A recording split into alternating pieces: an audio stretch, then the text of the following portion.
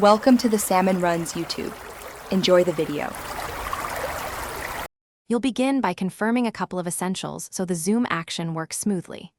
Make sure your system is updated and you know whether you'll use a keyboard, mouse, or touchpad. That determines which shortcut you'll use. Once done, open the window or app you want to change. This avoids accidental zoom in other programs. Now, position your cursor where you want the view to center and prepare to use the appropriate shortcut or gesture. Don't skip this. You'll now perform the core zoom out steps and understand why each method differs. If you're in a browser or many apps, press Ctrl- or Command- to reduce zoom. Each press steps down typically by 10%. With a mouse, hold Ctrl and roll the scroll wheel away from you. This is precise and quick. If you're on a touchpad, pinch 2 fingers together to zoom out. Also note, System DPI change alters UI size globally versus apps. You're at the finish line. Lock in the view and resolve common issues. If you need the default size, press Ctrl-0 or Command-0 to reset to 100%.